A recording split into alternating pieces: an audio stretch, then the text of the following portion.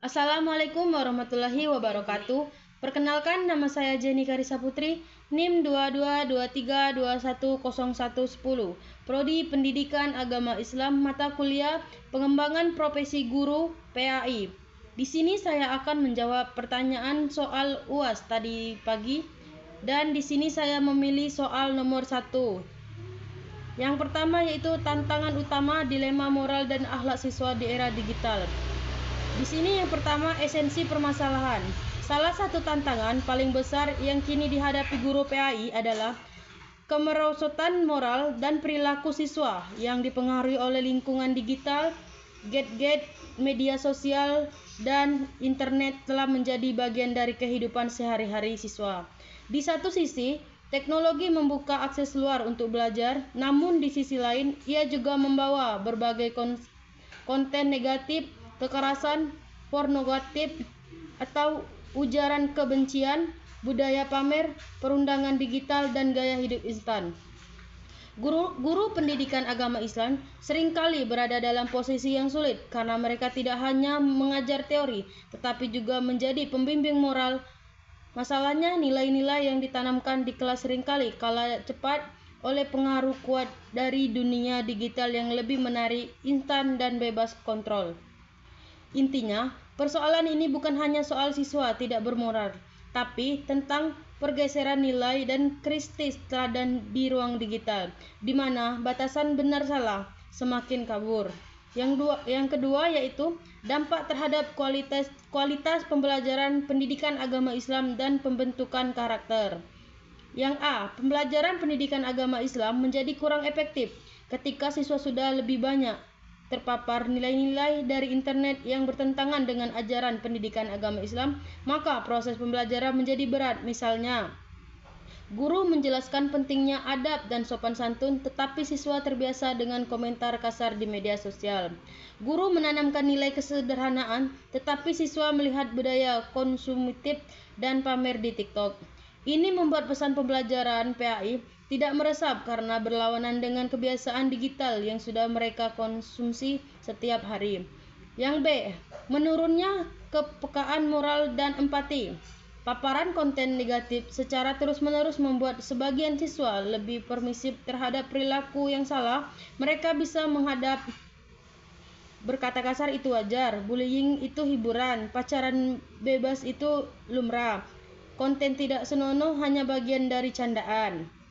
Hal ini menghambat pembentukan akhlak mulia yang menjadi inti mata pelajaran pendidikan agama Islam. Yang C, guru PAI menghadapi beban moral yang lebih besar. Guru tidak hanya mengajar tetapi juga harus menjadi konselor moral, memantau perilaku digital siswa, berkolaborasi dengan orang tua, memberi nasihat yang sesuai realitas zaman. Tanpa dukungan lingkungan, sekolah, dan keluarga, guru bisa merasa kewalahan. Yang D, karakter siswa menjadi tidak stabil ketika nilai-nilai agama hanya diterima di sekolah dan nilai-nilai digital mendominasi di luar sekolah. Siswa mengalami konflik identitas, mana yang harus diikuti. Akibatnya, perilaku mereka tidak konsisten, mudah terpengaruh, kurang memiliki kontrol diri, dan tidak memiliki prinsip yang kuat. Kesimpulan, dilema moral siswa di era digital bukan sekedar masalah kedisiplinan, tetapi masalah pergeseran nilai dan budaya yang sangat mempengaruhi keberhasilan pembelajaran PAI tanpa pendekatan yang tepat. Tantangan ini bisa menghambat penumbuhan akhlak mulia yang menjadi tujuan utama pendidikan Islam.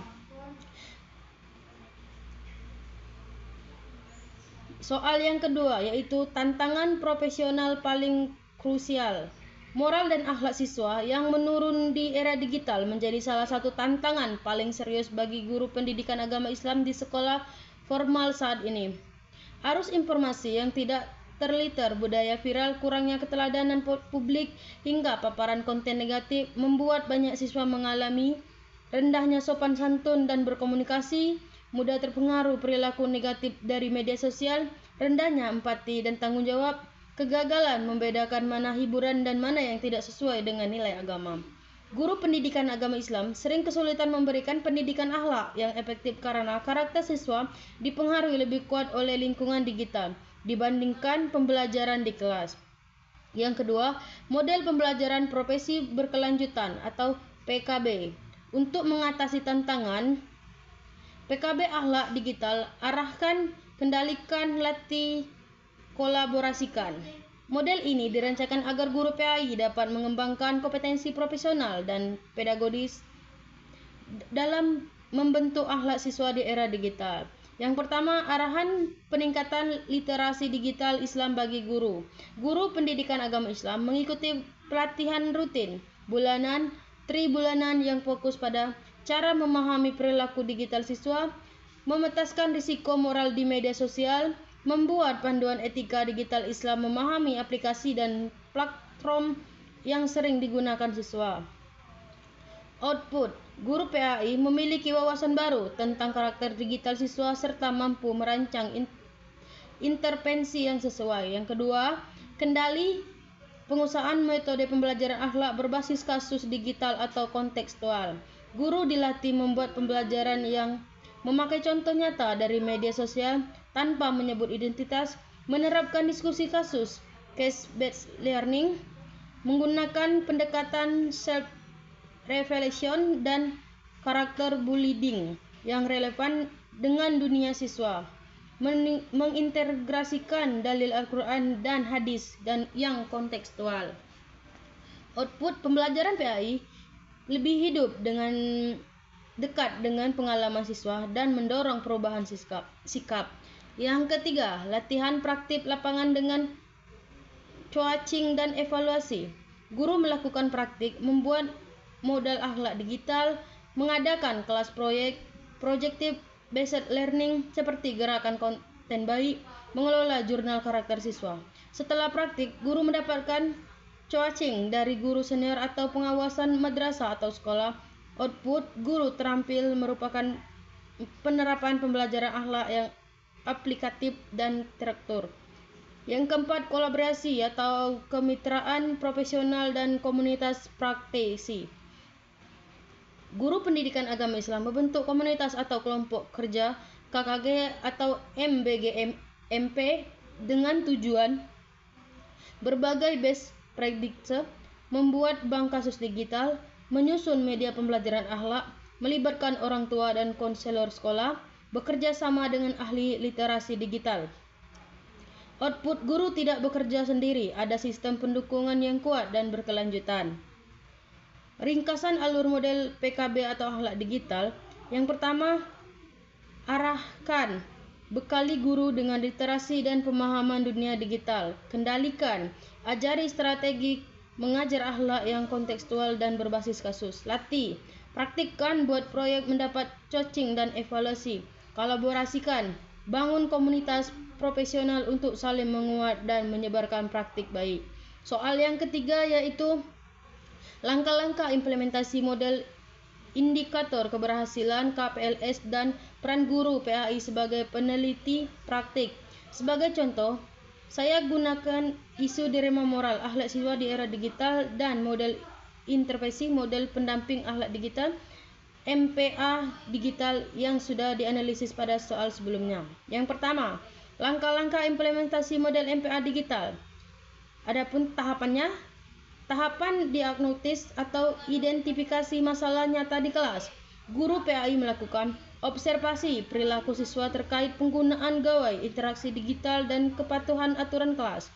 Mini survei tentang kebiasaan digital siswa, screen time, jenis konten yang dikonsumsi, aktivitas media sosial. Wawancara kecil dengan wali kelas dan orang tua untuk menetapkan pola perilaku. Adapun tujuannya, menemukan arah masalah moral paling mendesak, misalnya bullying, kecanduan game, etika komunikasi digital.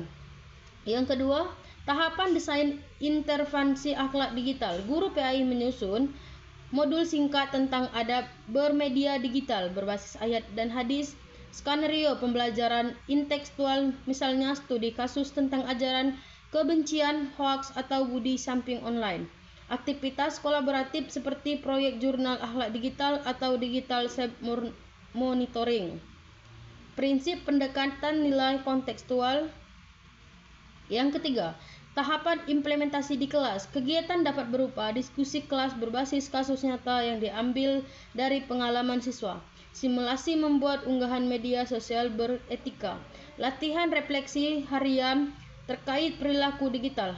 Apa konten yang saya konsumsi hari ini? Apakah bermanfaat? Apakah saya menjawab saat berinteraksi? Peran guru, fasilitator bukan hanya penceramah. Tahap monitoring dan refleksi. Guru PAI menggunakan publik menilai akhlak digital, mengamati perubahan perilaku secara mingguan, mengajak siswa melakukan self assessment dan bad black.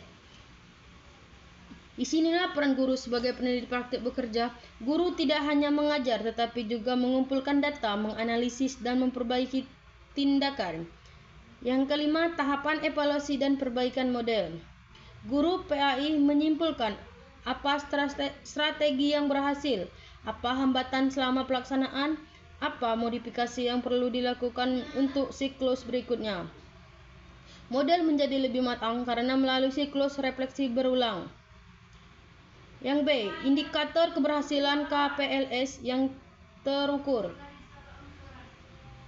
Berikut contoh KPLS yang realistis dan bisa diukur. Yang pertama, KPI, perubahan perilaku digital siswa, penurunan 20-30%, insiden perilaku permasalahan misalnya komentar kasar di grup kelas, konflik akibat media sosial, peningkatan 40%. Siswa yang menunjukkan etika komunikasi digital positif diukur dengan rubrik guru. 2. KPI keterlibatan siswa, minimal 80%. Siswa menyelesaikan jurnal akhlak digital. 70% siswa aktif dalam diskusi kasus nyata.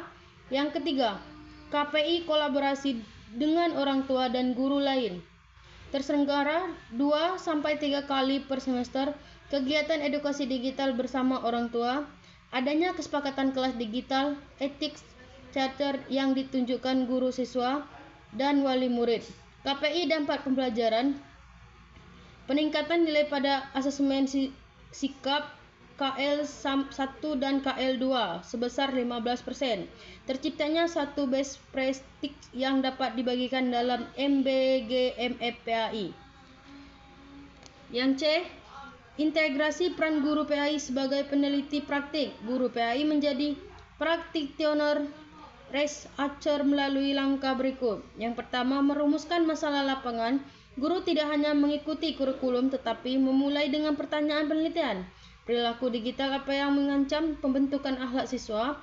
Yang kedua, mengumpulkan data otentik, observasi langsung, catatan anekdot, angkat kebiasaan digital, dokumentasi percakapan daring siswa dengan izin dan etika. Yang ketiga, merencanakan tindakan berdasarkan data. Intervensi atau MPA digital dibuat berdasarkan temuan nyata, bukan asumsi. Yang keempat, melakukan tindakan dan membantu dampaknya. Masuk ke kelas dengan intervensi tertentu lalu mencatat apa yang berubah, bagaimana yang belum efektif. Yang kelima, berbasis bukti. Guru menyusun laporan singkat atau jurnal refleksi keberhasilan, kegagalan, rekomendasi, perbaikan. Yang keenam, berbagai hasil di komunitas. Guru presentasikan hasil di MBGFP atau membuat artikel best friend. Ini menjadikan guru bagian dari ekosistem pengetahuan profesional PAI. Itulah jawaban soal UTS dari saya. Saya ucapkan cukup sekian, terima kasih. Wassalamualaikum warahmatullahi wabarakatuh.